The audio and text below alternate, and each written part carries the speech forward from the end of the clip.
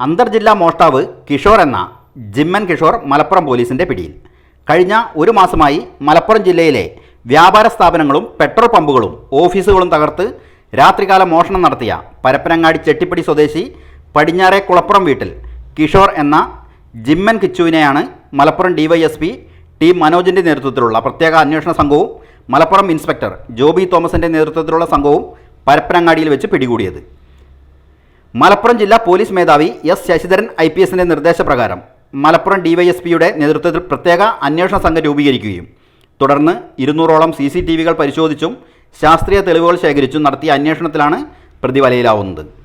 പോലീസിനെ ആക്രമിച്ച് രക്ഷപ്പെടാൻ ശ്രമിച്ച പ്രതിയെ പോലീസ് സാഹസികമായി കീഴ്പ്പെടുത്തി അറസ്റ്റ് ചെയ്തു. പ്രതിയെ ചോദ്യം ചെയ്തതിൽ ജില്ലയ്ക്കകത്തും പുറത്തുമായി 15ഓളം കേസുകൾക്കാണ് തുമ്പായത്. പിടികൂടുന്ന സമയം പ്രതിയുടെ കൈവശമുണ്ടായിരുന്ന ആഡംബര ഇരുചക്രവാഹനവും പോലീസ് കണ്ടെടുത്തു.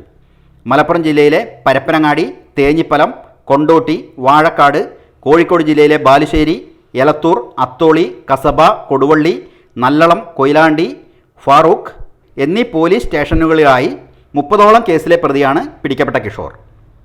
മലപ്പുറം ജില്ലാ പോലീസ് മേധാവി എസ് ശശിധരൻ IPSൻ്റെ മേൽനോട്ടത്തിൽ Malappuram DYSP Manoj T, Malappuram police inspector Joby Thomas, Malappuram police station sub ഇൻസ്പെക്ടർമാരായ ദിനേഷ് കുമാർ PR, അജയൻ, ASIമാരായ വിവേക്, തുളസി, സോണിയ, പ്രത്യേക അന്വേഷണ സംഘാംഗങ്ങളായ Dinesh IK, Saleem P, Shahesh, Jaseer KK എന്നിവരടങ്ങിയ സംഘമാണ് പ്രതിയെ പിടികൂടി കേസന്വേഷണം നടത്തുന്നത്.